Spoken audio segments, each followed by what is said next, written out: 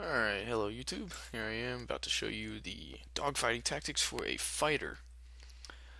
Now, it's not as delicate or as pretty as the dogfighting for the interceptor, but it can still get the job done. As a dogfighter, you are, or not, I'm sorry, as a fighter, you are generally slower. You can see here with my afterburners on, I'm rolling a 362. So afterburners don't necessarily need to be your best friend, and especially since they require more energy to use in a fighter, you and as a fighter you differently have a you usually have a different role than just to run in and shoot the first thing that you see. So as a fighter you're generally going to have a role of either command or support, not support necessarily, command, offense, or tackler. I think those are the three roles, and with such a role comes with stuff like these. You see my 3 and 4 actives down below. I have certain actives that I should be keeping up as a command fighter in order to help the rest of the team finish the objective. And in doing so, you are usually going to see a decrease in your energy used, which means that in this case, cases like this, shift cannot be your best friend, and you will more than likely run out of energy in the middle of dogfights, especially if you persist in the use of command modules or support modules of any sort that will drain your energy constantly. So for the purpose of this, I'm going to leave those off, since I don't necessarily need them in this practice match where I'm showing you how to dogfight as a fighter. And as I mentioned at the end of the interceptor dogfight tutorial, the fighter dogfighting styles are not necessarily different. They're not. It's not like they are inherently different in any way, shape, or form, since it's still got some maneuverability. You are going to want to use that to your advantage. So you've got your typical Q and E roles, like I was saying, your alt and your space. You've got your down pitch, your up pitch. You've got your left yaw, your right yaw, that sort of thing, and your WASD as usual. Using these in conglomeration will it can result in two outcomes. One in which you will actually escape and you'll be able to turn around and fight again, or another one is you might actually die. So it's best just to turn around and take them on and try and do as much as you can. As a fighter, you're generally more tanky, so you're supposed to get in there with the nitty gritty. You're supposed to be, getting up and close with the enemy, and so in doing so, you're not going to need to use the agility or the maneuverability aspect that the interceptor might require, or you won't need to dodge around asteroids all that much. So one of the more common tactics used with a fighter is to use that alt and space to your advantage. If you're approaching an enemy, you don't have the maneuverability that an interceptor does to do a quick barrel roll and dodge 90% of the projectiles. So what you're going to want to do is you're going to want to be predictive. You're going to want to watch your enemy. You're going to want to watch those projectiles. You're going to want to dodge them just by short, quick directional movements. You want to keep an eye on your enemy as much as they've got an eye on you. It's not the case like the interceptor where you can just run around and eventually just be like, oh yeah, I lost the guy. That's not how this one works. As a fighter, you have to keep a constant track of where your enemies are, as well as where your friendlies are. And in doing so, you will make for a much better fighter than you may think you might make for. But as I was showing you, you've got your alt, your space, your pitches, your yaws, and like I said, just recently, you don't want to use them too much in terms of trying to dodge or shake off a tail. What instead is these fighters are used for frontal assault. So what you're going to want to do is you're going to want to use that frontal assault to your advantage. Tank it up. In case you haven't noticed, I've got a hull and a shield regen as my two personal actives, and those two personal actives can save your butt. They really can. So use the fighter for what it's for. I don't care if it says command as a role. It is still an offensive unit. Use it for such purposes. And, watch your enemy's projectiles. You want to watch for that. So you want to try and dodge that using a conglomeration of what I showed you from the interceptor tutorial. Instead of using it to get away, you're using it to approach your target. Unfortunately, these are all bots, so you're not going to see too much of head-on confliction going on here.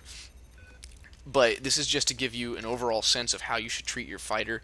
And once again, I cannot stress this enough. It is very important that you find out how your ship works. You create a sort of feeling for your ship, for the directions that it goes in, how fast it is, how quick its turn rate is, that sort of thing.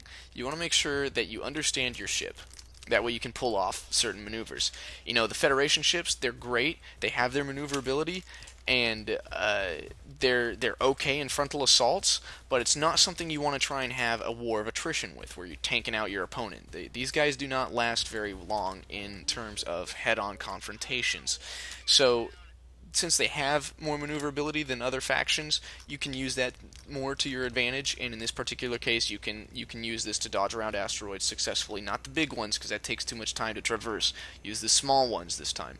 So if you see an asteroid, you're being chased, pick something like this, where you got a smaller asteroid to make up for the slowness of your speed, where you're able to just turn the corners quicker. That way it messes up their lead reticle on you. That's one of the best tips I can give you for the fighter, other than use your actives. Use your actives, use your specials, use whatever you have at your disposal. Because dogfighting with the fighter, whilst there are some things that are similar to the interceptor, it is still a completely different ship, used for an entirely different role, and it should be treated as such. As you can see here, the Federation has a certain special that allows me to go invisible. There, I've cloaked. Now, this cloaking mechanism is got to be one of the best things ever, and it certainly helps in dogfighting.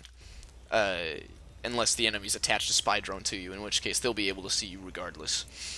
So I think that's about it. You stick to the smaller asteroids or the medium-sized asteroids as a fighter, and I forgot to mention one thing, is that every faction is different. Once again, Federation, like I said, less of a frontal assault, they still can do it. Less of one, though, more command, and they've got more agility, more mobility. But you have fighters. If you're using a fighter for the Empire, that fulfills the frontal assault role perfectly. They've got mediocre shields, but the best hull I have ever seen, and you can have some great armor bonuses with them. And you can have you have great frontal assault too. Empire specializes in some pretty decent direct head-on weaponry, such as railguns. They are just amazing. So use that to your advantage. And like I said, it's just going back to what I had said previously. Find out your ship, find out your faction, and discover for yourself how you can best put your faction's abilities to good use. And as always, use similar tactics with the more the fast movers, getting in and out of combat, that sort of thing. But always make sure that you've got your yaw, your roll, and your pitches down. You've got that down, and you should be good to go. Most of the more generic rules for the interceptor can still apply to the fighter, although not as much if you're slow. But once again, that just goes back to the fact that every ship is different, every faction has its benefits and some of its faults. Use each benefit to your advantage. So, sorry, there's not a whole lot to talk about with the fighter, other than the fact that, it's a happy medium between the frigate and the interceptor. So dogfighting on these is going to be highly subjective as to what you feel you can do, what you think your potential is. So, I know that's kind of a short, maybe not very informative tutorial, but that's some of the best I've got. I can tell you right now that from a personal use, I use this thing for its mobility as well as its command capabilities, which is where I sit back and I help support the units with my actives. If I engage in dogfighting, I make sure I've got some strong weaponry going for me here. As you can see, I've got some very uncommon plasma cannons, which is kind of rare now with the updates and everything. So these work for me very well. But just keep in mind that this is a very versatile class, as you've seen in my fighter tutorial. This is a very versatile class. It can fulfill almost any role you put it to. Now, of course, that role dictates that there have to be certain tactics, and the tactic of dogfighting and maneuvering with the fighter is very subjective, since it's such a versatile class. And I guess I'll go ahead and leave you with that. And the next one you will see is going to be Frigate, which I can tell you is going to be one of the shorter videos in terms of dogfighting.